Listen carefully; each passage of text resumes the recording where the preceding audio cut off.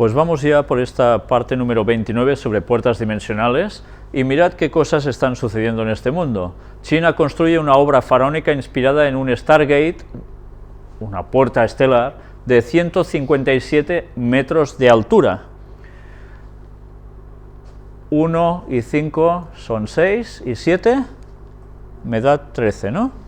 Es curioso. Pues bien, esto que está edificándose en China, que es enorme, está precisamente, ya veis, con qué forma tan típica de Stargate. ¿Y por qué hacen esto allí? ¿Será porque quieren hacer algo que realmente sea una manifestación para algo? ¿Abrir una puerta dimensional? ¿Para qué es? Realmente es algo que sorprende y mucho. Evidentemente ya sabemos que el gobierno chino también, ya sabéis, China, mirad su bandera, la famosa estrella de 5 puntas en medio, como no, ¿qué quiere decir? Pues que en su gobierno la masonería tiene un gran peso también. Y ya sabéis que esas son creencias también de las sociedades secretas. Y diréis, ¿y qué pinta una noticia de Zenit aquí? Pues no vais a ver una sobre el Vaticano, vais a ver varias de seguidas, que tienen mucha relación con los temas que hemos venido presentando hasta ahora. Aquí nos habla de la beata Isabel Aechler, una mística marcada por la bondad y el espíritu de ofrenda. Vamos a ver qué destacamos de aquí. Fue agraciada con diversos dones y favorecida con los estigmas de la pasión y otros elementos de la misma, como las heridas provocadas por la corona de espinas y las huellas de la flagelación. Ya veis las señales que le salían. Fue particularmente sensible a las almas del purgatorio. Toma, encima eso. Vaticinó el final del gran cisma de Occidente durante el Concilio Ecuménico de Constanza y la elección del pontífice Martín V. Está considerada como la única mística alemana de los siglos XIV y XV. Murió en Reutte el 25 de noviembre de 1420 a los 34 años de edad. Sus numerosos milagros acrecentaron su fama de santidad y el 19 de julio de 1766 el Papa Clemente XIII aprobó su culto. Ya veis qué manifestaciones satánicas en alguien que teóricamente es una santa. Los estigmas. Pero veamos más cosas. Beato Bernardino de Fossa, fecundidad de una vida entregada a Dios.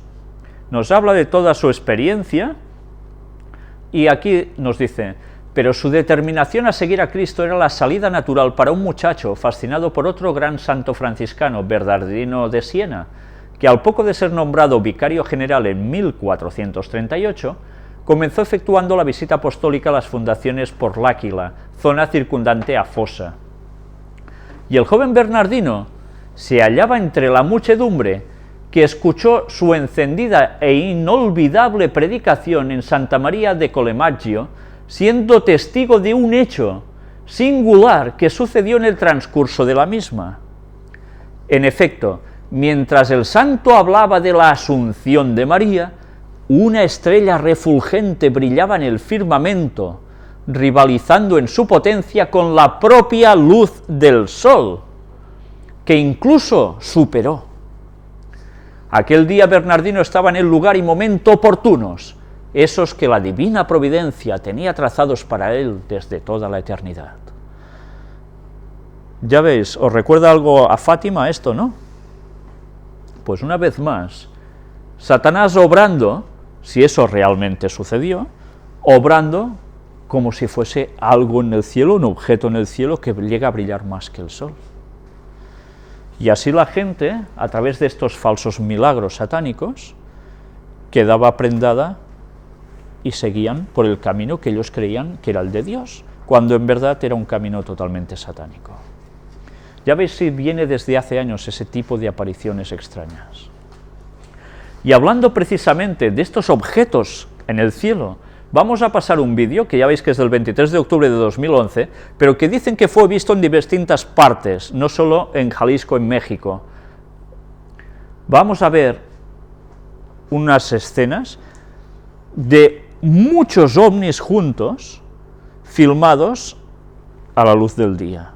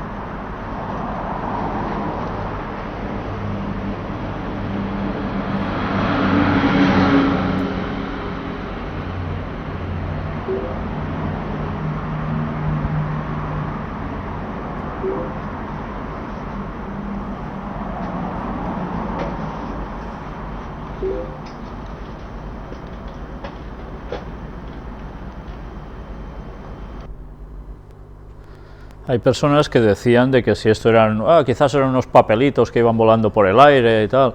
Claro, pues vaya pedazo de papelitos para que se vean y que vayan a esa distancia y que sean vistos en más de un lugar a la vez, ¿no? La verdad es que además esto no es una flotilla, sería una flotaza, porque se ven montones y que se van moviendo entre ellos. Yo no sé realmente a qué se debió esto, si realmente esto eran ovnis. ¿Qué está pasando? ¿Hay unos movimientos tan fuertes de demonios que están preparando algo? ¿O son ensayos para lo que tienen que hacer más adelante? Yo no tengo ni idea, no sé. Pero desde luego son manifestaciones que no son para nada muy normales. Y con lo que sabemos sobre el tema ovni, desde luego es para pensar, ¿no? Viendo otra noticia que aparece en Zenit, nos dice: Corea del Sur, los chamanes exigen su fiesta nacional.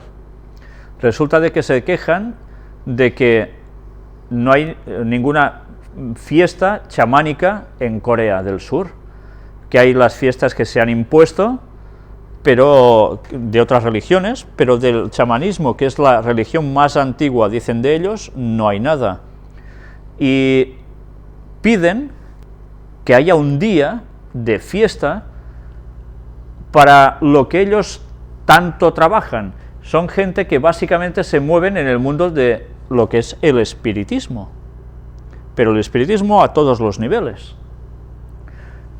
Hasta mirad que lo que nos llega a decir aquí. En realidad, más del 40% de los surcoreanos, de los que aún un gran número son budistas o cristianos, suelen consultar regularmente a un vidente o chamán. Los cafés de evidencia tienen gran éxito entre los jóvenes, reveló una sociedad de sondeos el año pasado. El grupo afirma que su fecha será el año próximo, el 9 de septiembre. La elección de la fecha es solo fruto del azar. Este mes es el periodo en el que los coreanos celebran una de sus fiestas más importantes, el Chuseok o Hangwabi, de origen claramente chamánico. Cayendo en el día 15 del octavo mes lunar, esta celebración une a todas las familias.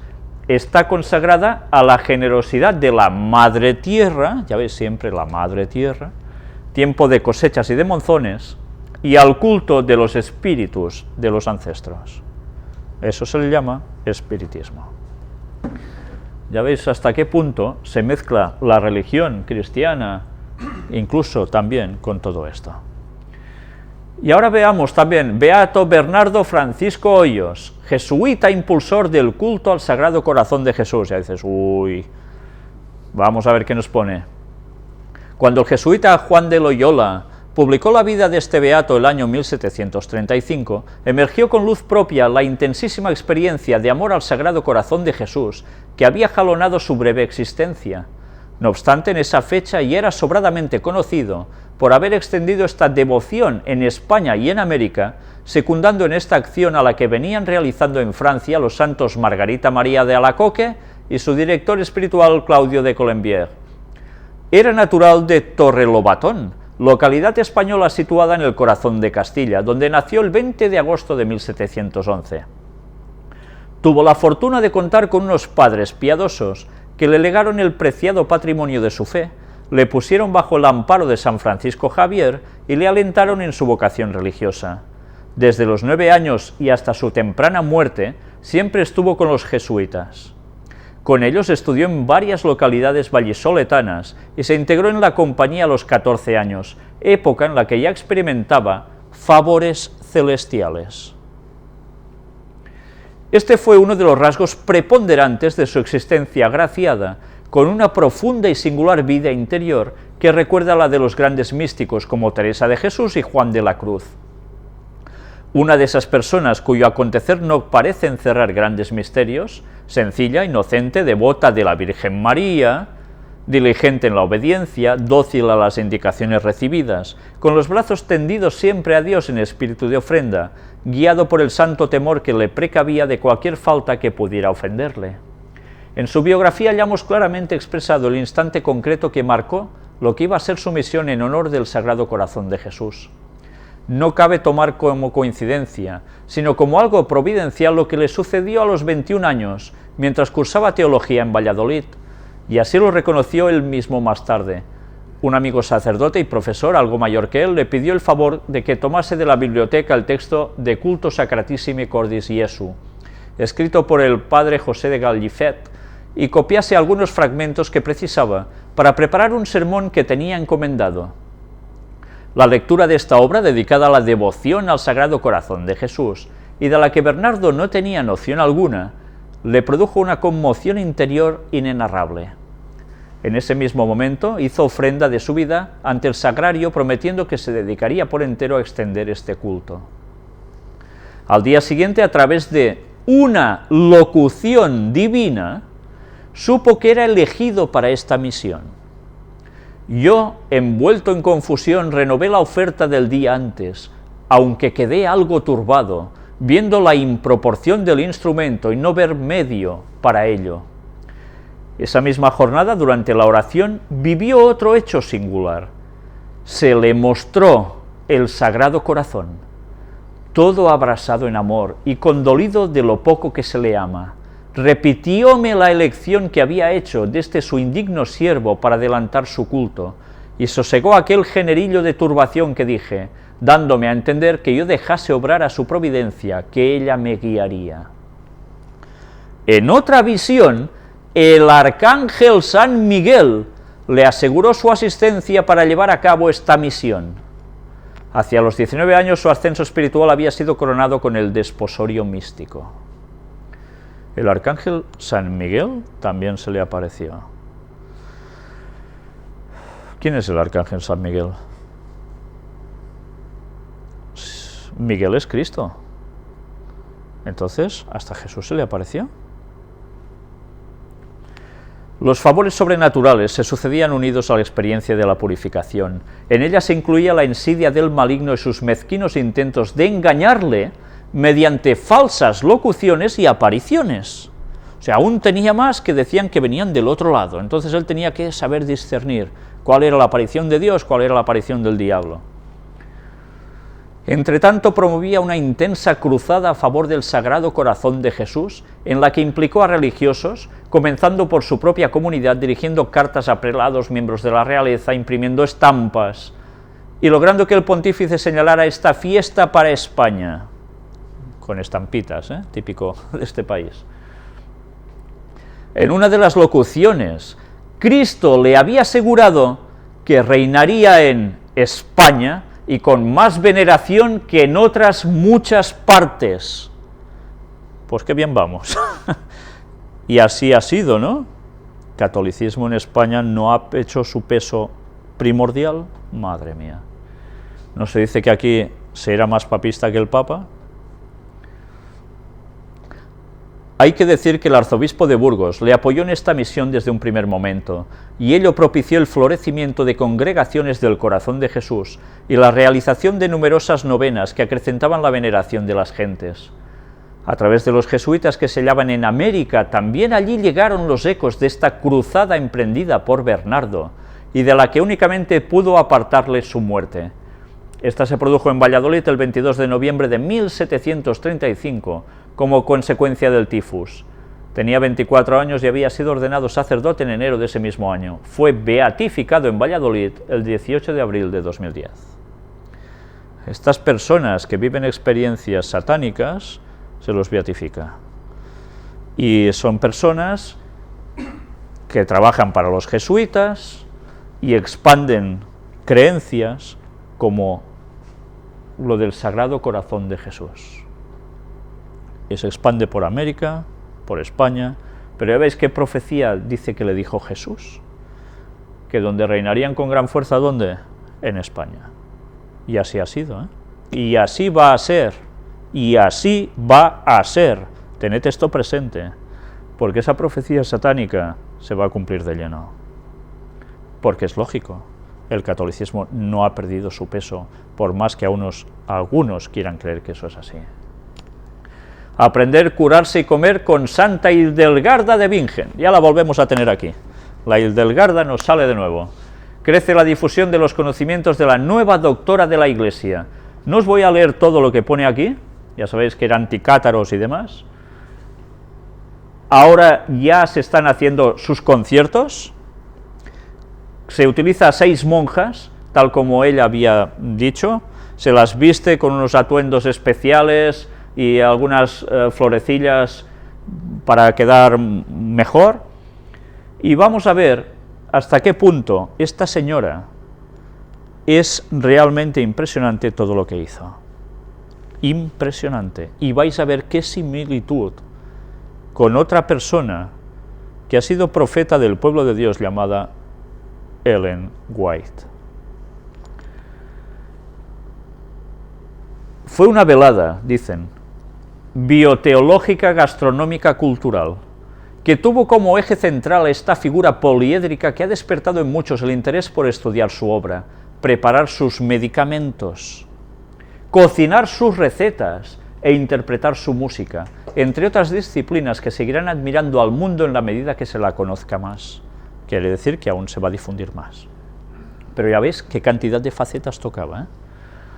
Tuvimos la oportunidad de probar algunos platos denominados por los organizadores comida para la mente, que no son otra cosa que alimentos bio, cuyo origen se remonta a las recetas de la santa naturista, quien recomendaba ingerir granos, cereales, verduras y hierbas en pos de un equilibrio mente-cuerpo que finalmente mantenga la armonía con el Creador. ¿Os suena de algo esto? Sí, totalmente, parecen escritos de Ellen White, ¿verdad? Pero además, ¿no suena también a lo que cree el mundo oriental? Claro, no se centra en el Creador, pero también que lo que comes te afecta a la mente. Cada plato tenía una leyenda con frases de los escritos de la santa, en que recomendaba la hierba artemisia por su sabor picante y aroma, o el trigo, precioso cereal que purifica la carne, da buena sangre y serena la mente. También estaban allí las sugerencias de la monja medieval en relación a los demás platos, como aquellos hechos con cebada, cuyo poder refrescante lo vuelve más ligero que los demás cereales, o sobre el hinojo, que favorece la circulación sanguínea, da un olor agradable al cuerpo y produce una buena digestión. A esto igual se refiere cuando recomienda el agua de menta que calienta el estómago. Mirad qué cosas dice, y que yo, ¿sabéis?, no pongo muchas dudas a que esto realmente sea así.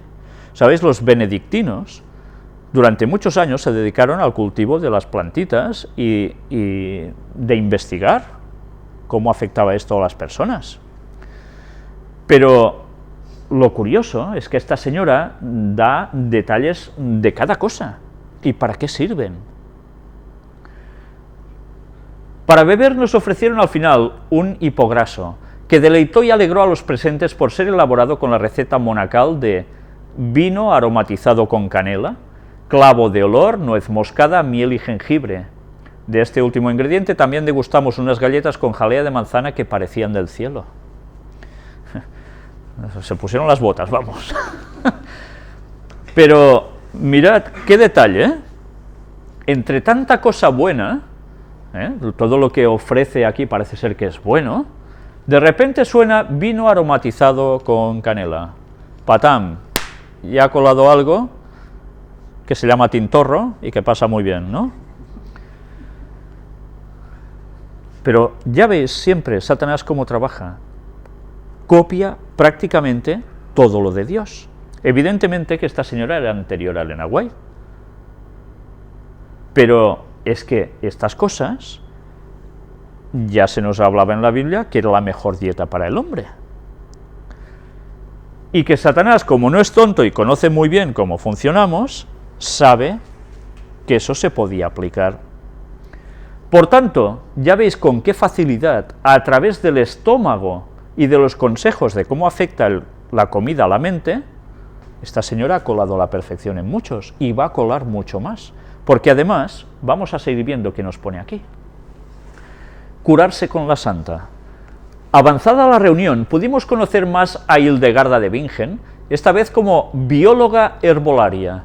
Y esto no porque tuviéramos que aplicarnos algún ungüento o tomar uno de los jarabes por los que iban a curarse sus coetáneos al monasterio, sean ricos o pobres, nobles y siervos, sino porque pudimos conocer a una química farmacéutica, la doctora Sabrina Melino, quien dejó años atrás su prometedora carrera en el sector comercial para dedicarse de lleno a la investigación, elaboración y distribución de los remedios que la Santa Abadesa desarrolló. Esto en el único afán de sustentar ante sus contemporáneos su hoy aceptada teoría que armoniza el cuerpo y el alma, lo externo con lo interno, los frutos de la tierra con Dios.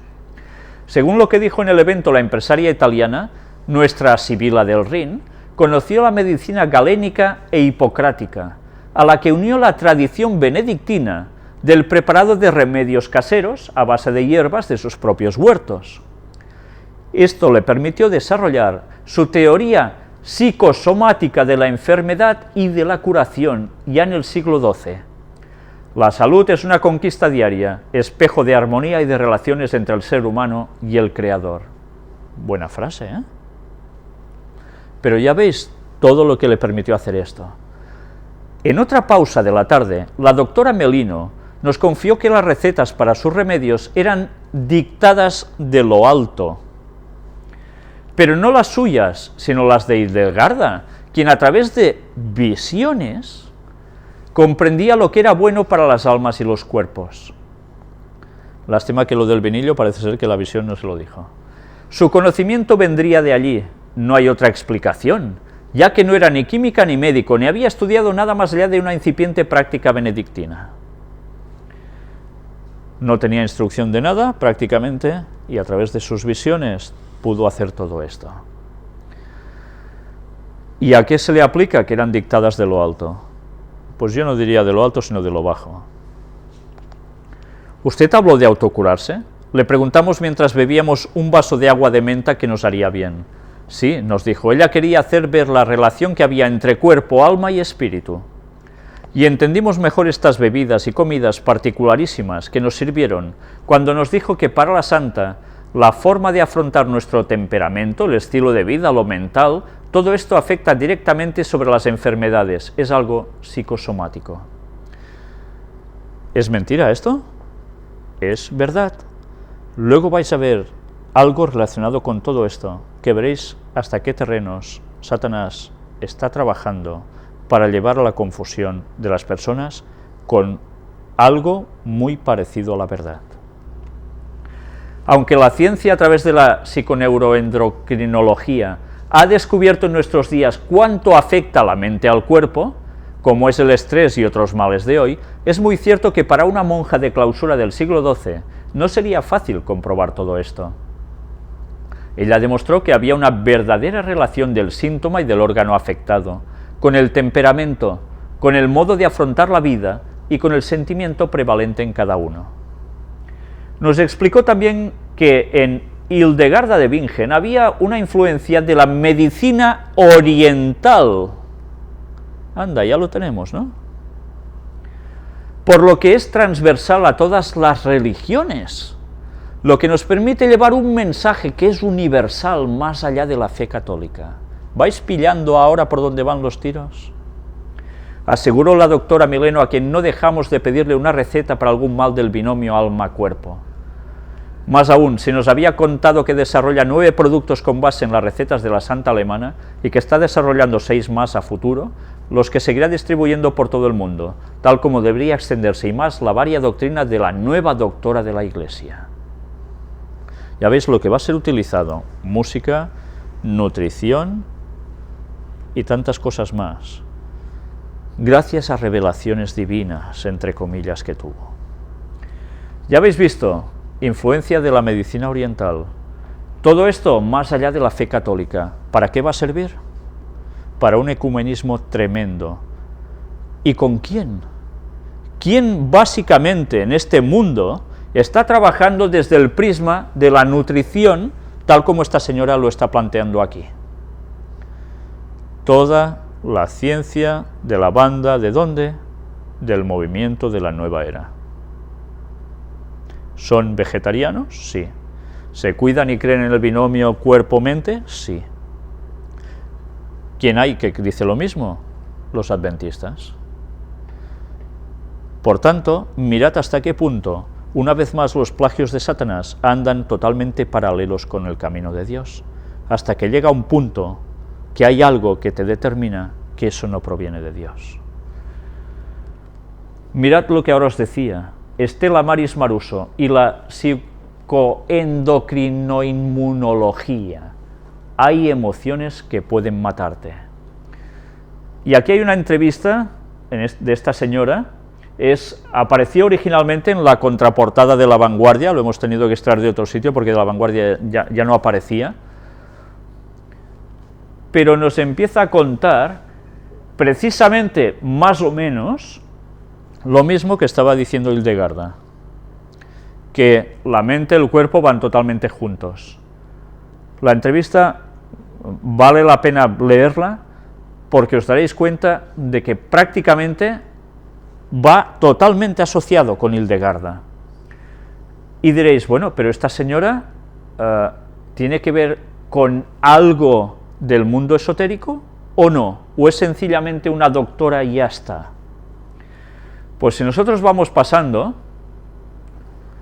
vamos a ver algo que ya empezará a darnos cuenta de dónde nos va a llevar todo esto. Decía que esta señora, en el artículo, en esta entrevista, era alguien que había estudiado con Elizabeth Kubler-Ross. ¿Quién era esta señora? Fue una psiquiatra suizo-estadounidense, una de las mayores expertas mundiales en la muerte, personas moribundas y los cuidados paliativos. Asimismo, fue pionera en el campo de investigación de las experiencias cercanas a la muerte, siendo actualmente reconocida como una figura de autoridad en la materia. De lo mismo que hemos venido denunciando sobre la vida después de la muerte, de la luz al final del túnel, etcétera, etcétera, estaba participando de todo esto. Ya estamos viendo cómo se está fusionando una cosa con otra. Pero mirad qué aparece en esta página, Fundación Salud, donde precisamente se nos habla de esta institución que pretende hacer la sanación, precisamente compaginándolo todo con las creencias, la mente, el cuerpo. Y diréis, bueno, pues eso está muy bien, pero claro, cuando uno empieza y ve esta página, dice Stella Maris Maruso, es la señora que hemos visto ahora, participa de esta fundación, y esta fundación tiene como objetivos contribuir al cambio de paradigma sobre los conceptos de salud y enfermedad con base científica en la psiconeuroinmunología, madre mía, qué larga, las neurociencias, la epigenética y la biología de las emociones y de las creencias. Este nuevo paradigma promueve la toma de conciencia individual y colectiva sobre el potencial bioquímico que poseen todas las personas para crear salud a través de la incorporación de patrones saludables y de la motivación para dirigir el autocuidado. Y además hablan para que las instituciones puedan llegar a aceptar lo que ellos dicen e implementarlo. Pero mirad cuando veis esta página, no sé si notáis ya algo extraño. Si veis arriba, nos habla de inteligencia emocional, y al lado, meditaciones. Ya estamos. ¿Entendéis? Ya estamos. Una vez más. Hablan que hacen seminarios, etcétera, etcétera. Quieren brindar servicios a todo el mundo, todo está muy bien, ¿verdad? Pero ¿qué están introduciendo junto con todo esto? Las creencias del espiritismo. Y así van siguiendo. Meditaciones. El estado de meditación es una capacidad del cuerpo científicamente definible que se caracteriza por una reducción general del metabolismo, una disminución de la presión sanguínea, etcétera, etcétera, etcétera. Si veis, ya encima de la palabra meditaciones, ¿qué aparecen? Cristales de cuarzo, ¿no? ¿Qué utilizan estos movimientos? Los cristales como sanaciones también, ¿verdad? Y así vamos viendo detalles que nos empiezan a hacernos dar cuenta que una vez más se mezcla una cosa con otra. Al estado de meditación, dicen, también se le llama estado alterado de consciencia, estado de trance, estado de no mente o mente divina. A través de él muchas personas logran alcanzar una experiencia de lo divino o experiencia de trascendencia. Te lo están diciendo ya todo, ¿eh? Lo mismo que hemos venido denunciando. Meditación en la Fundación Salud. 300 meditaciones que ayudan al desarrollo de la inteligencia emocional y espiritual. Y así ya vais viendo en qué consiste todo esto. Cómo Hildegarda también resulta de que está haciendo lo mismo por un lado que están haciendo todos estos o todas estas otras instituciones con sus creencias. ¿Os dais cuenta que en el fondo hay un mismo pensamiento entrelazado por detrás? ¿Todo lleva lo mismo? Pues bien, aquí tenéis toda la página, la sede, etcétera, etcétera. Bueno, me llamó la atención, bueno, es igual, me lo salto porque si no, no terminaremos nunca. Vídeo curso de milagros. Ahora vamos a ver algo que yo creo que os va a dejar un poco perplejos, como cuando yo vi los primeros minutos de este vídeo. Hemos seleccionado solo los primeros 10 minutos aproximadamente.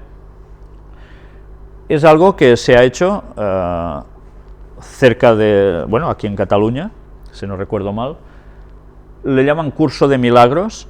Es un señor catalán precisamente el que los imparte, y que veréis que habla de cosas que dices, bueno, pues está muy bien, pero me gustaría que os quedaseis con el detalle de quién escribe el libro del cual ese señor hace el curso, y que os quedéis cómo se consigue que ese libro salga gracias a la escritura de esta señora. Vamos a entrar en este vídeo.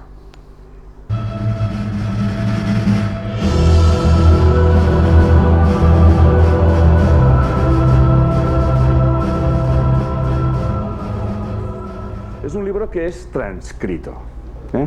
O sea, terminó de transcribirse, de formatearlo y darle la forma que tiene, pues en el año 1973. Y no creo equivocarme que al menos fueron 6, 7, 8 años que se estuvo escribiendo, ¿no? Es Helen Schuman, una doctora en psicología, pues un día oye una voz que le dice, hola, dice, escribe, escribe, esto es un curso de milagros. Entonces la señora dijo, toma, ya me he vuelto esquizofrénica. Pero decidió escribir, a ver qué decía esa voz, y empezó a escribir. Entonces su amigo, que no se llevaba muy bien, colaborador,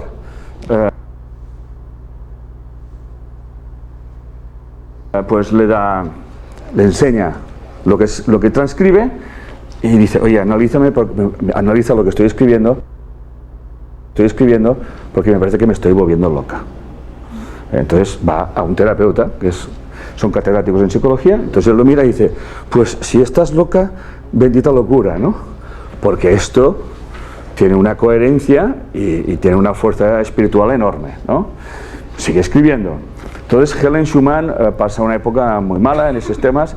Lo curioso es que muchas veces cogía los escritos, los tiraba a la basura, y aquel día precisamente el que tenía que recoger la basura del hospital no lo recogía, y entonces podía seguir escribiendo el libro, ¿no? Entonces la abuela le decía, bueno, ¿dónde quedamos ayer? Coma, y seguía, ¿no?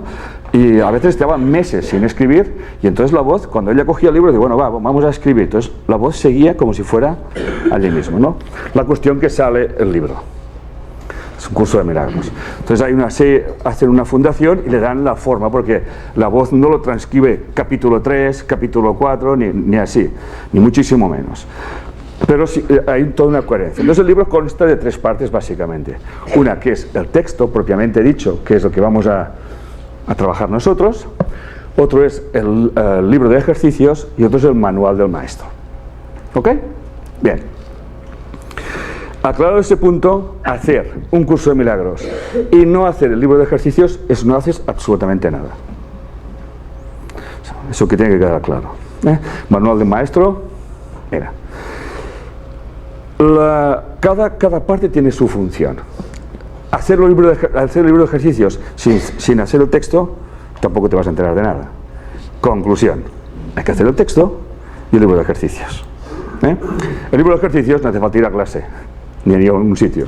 El libro de ejercicio hay 365 ejercicios, que son 365 frases.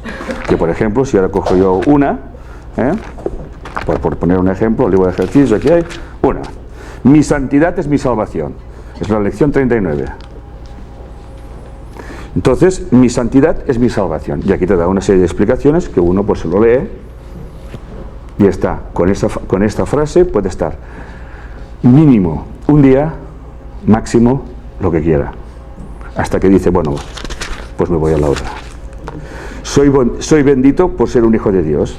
Y aquí puede decir, mira, esta ya con un día ya pasó. Pero claro. Otra, Dios va conmigo donde quiera que yo voy. Oh, mira, esa me gusta. Me voy a ir aquí 4 días con esto, ¿no? Y así. Dios es mi fortaleza, la visión es su regalo. ¿Queda claro esto? O sea, por lo tanto, como máximo, el libro de ejercicios uno tarda 1 año. ¿Queda claro? Son como koans, son como frases que el ego no entiende. Esta es la idea, ¿no?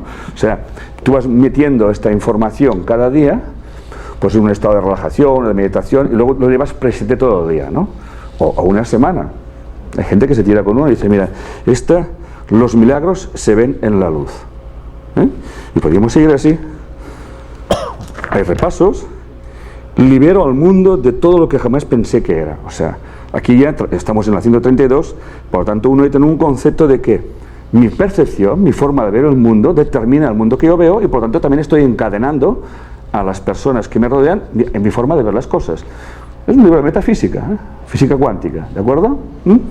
Bien, y uno se queda aquí y se puede quedar un mes, ¿de acuerdo? Entonces, cuando dice un curso de milagros, dice el libro, que para hacer un curso de milagros, al menos para hacerlo desde un principio bien hecho, hay que hacer el libro de ejercicios. ¿Ok? Nada más. Y el libro de texto, pues, ahora venís al gimnasio, ¿no? O sea, vamos a trabajaremos ideas básicas, conceptos y tal.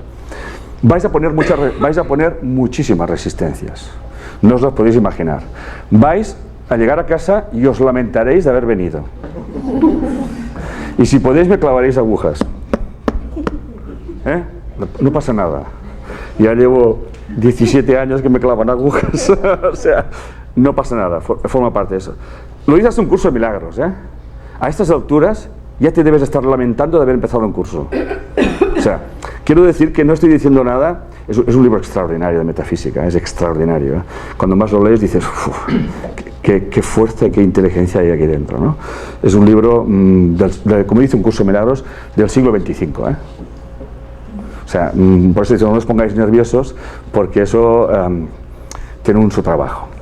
Bien, entonces mi consejo es que vengáis a clase, y eso sí que es verdad, lo puedo decir porque me lo dice todo el mundo, que el hecho de venir aquí a clase es como que cuando luego leen el libro, como que lees más fácil. Eso me lo han dicho todo el mundo y pienso que esta es mi labor. Quitando eso, mi primera labor es aprender y por lo tanto que hay algo muy importante que aclarar. Todos vosotros no sois alumnos, sois mi maestro. Es así. El método de enseñanza en curso de milagros es: un maestro de Dios no debe de preocuparse nunca por los alumnos que debe de tener, porque él no puede escoger los alumnos que necesita, eso se encarga el Espíritu Santo. Gracias, Espíritu Santo. Por lo tanto, si estáis aquí, habéis venido voluntariamente, supongo. Ya habéis visto en la introducción que hace este señor cómo hace promoción de un libro que se tiene que estudiar cada día, con unas frases magistrales que llevan a la meditación, como no. Es curioso que él habla de Dios, habla del Espíritu Santo, que ya es sorprendente, pero si os habéis fijado, era algo importante el principio de este vídeo, cuando precisamente ha dicho que la señora que estaba escribiendo el libro lo hacía porque una voz le dictaba lo que debía escribir. Una vez más, vemos como los plagios de Satanás, utilizando, ya veis, palabras como Dios, Espíritu Santo, etcétera, etcétera, está siendo utilizado para llevar a la gente a otros derroteros. Ya veis que cada vez está siendo más difícil percibir qué cosa proviene de Dios y cuál es el plagio, que es precisamente del lado oscuro. Mirad si debemos conocer la verdad a fondo para no caer en ninguna de las tretas del diablo. Vamos a leer solo unas pocas citas de Elena White para concluir. El ministerio médico, donde nos dice: Satanás puede controlar el cuerpo por medio de la mente. Dios no ha dado un solo rayo de luz o de aliento a nuestros médicos para que emprendan la obra de hacer que una mente controle por completo la mente de otra persona, de modo que alguien haga la voluntad de otro. Aprendamos las sendas y los propósitos de Dios, que el enemigo no obtenga la más mínima ventaja sobre usted, no permita que él lo lleve a atreverse a controlar a otra mente hasta que ésta se convierta en una máquina en sus manos. Esta es la ciencia de la conducta satánica. Así obra él cuando enlaza a los hombres para vender el alma por el licor. Él toma posesión del cuerpo, la mente y el alma, y ya no actúa más el hombre, es Satanás quien lo hace.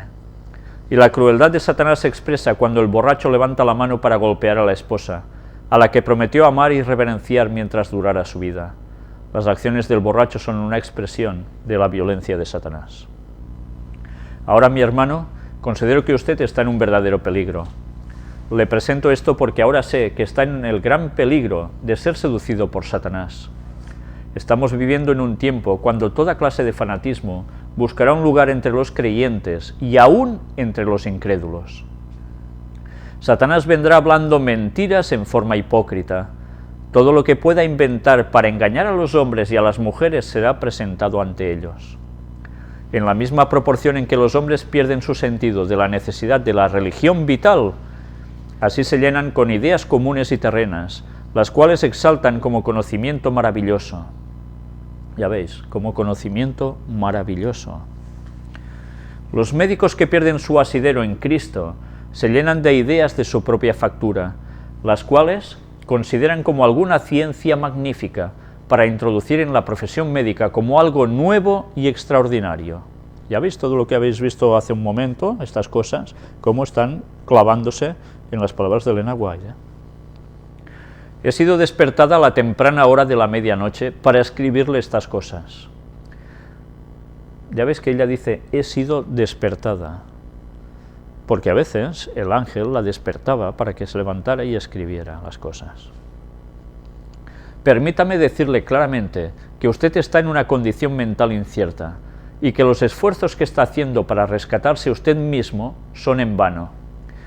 Mirad que dice, para rescatarse usted mismo son en vano. Si os habéis fijado en el vídeo que hemos puesto hace un rato, ha leído este señor en la primera frase algo de que la santificación es mi salvación o algo así, ¿no? Que viene a querer decir que me salvo por mis obras, ¿no? Mi santificación, el ser cada vez más santo, me va a salvar. Lo que nos salva es la fe en Jesús. Las obras van a ser la consecuencia. La santificación es un proceso, pero la santificación no nos salva exclusivamente. Quien nos salva es la gracia de Jesús, que es gratuita, y nosotros la debemos aceptar. Mirad hasta qué punto. Hay que ir con cuidado con frases que parecen muy bonitas, muy atrayentes, pero que en verdad son del terreno de Satanás. Ningún hombre puede servir a dos señores. Si trata de servir al mundo y al Señor al mismo tiempo, el resultado será que la política mundanal y los engaños mundanos se convertirán en elementos supremos en su vida. ¿Por qué? Porque la palabra de Dios le llegará a ser antipática, porque el corazón no está dispuesto a ser moldeado y labrado por el Espíritu Santo. La voluntad no se le ha dado a Dios, por lo tanto, se manifiesta enemistad hacia Él. Los impulsos naturales del corazón, ministrando al hombre natural, se eligen para que tomen el control. Mi hermano, mientras usted acaricie sus propias suposiciones considerándolas como verdad, Dios no puede iluminarlo. Mirad si esto es importante. Las suposiciones sobre lo que nosotros creemos por encima de la verdad. Las personas también, recordad que todo esto estaba también involucrado en el tema de la divinidad de tres personas. Por tanto, tengamos presente que también tiene una relación con querer creer lo que no es, porque nos empecinamos en que eso es así, cuando el texto bíblico nos refiere a otra cosa, y el espíritu de profecía también. Con su forma actual de carácter, usted es incapaz de comprender la mejor dirección a seguir al introducir principios para que descansen sobre una base sólida. Su más grande consideración es: ¿se reconoce mi posición personal? ¿Se me considera como se debe a la hora de tomar decisiones? Sus ideas egoístas nunca deben convertirse en el poder regidor en ningún sanatorio. Usted debe mezclarse con otros hombres y mujeres de entendimiento. Nuestros médicos no deben contentarse con una conversión a medias, necesitan colocar toda su confianza en Cristo. Entonces los latidos saludables de un nuevo corazón cambiarán la atmósfera que rodea el alma. Asegúrese de que es aceptado por Cristo al tener la seguridad de confiar en los méritos de un Salvador crucificado y resucitado. La justicia de Él debe ser la suya. Él lo hizo todo en favor de usted, y cuando lo recibe, usted está justificado ante la presencia de Dios. Cuando lo recibimos, estamos justificados ante la presencia de Dios. Y eso es lo que nos produce la salvación. Bien, vamos a dejarlo aquí. Hoy ha habido muchos percances, muchísimos. Así ha habido veces que ha ido todo mal, hoy nos hemos superado. Pero bien, al final hemos podido prácticamente darlo todo. Vamos a seguir aún con el tema de puertas dimensionales, terminaremos esta lectura, entraremos en el mesmerismo y luego vamos a pasar a facetas de espiritismo que están siendo novedosas y que están cautivando a mucha gente, que verdaderamente los están llevando por derroteros que son para temblar. Que Dios nos ayude a seguir en el camino recto y correcto para siempre. Amén.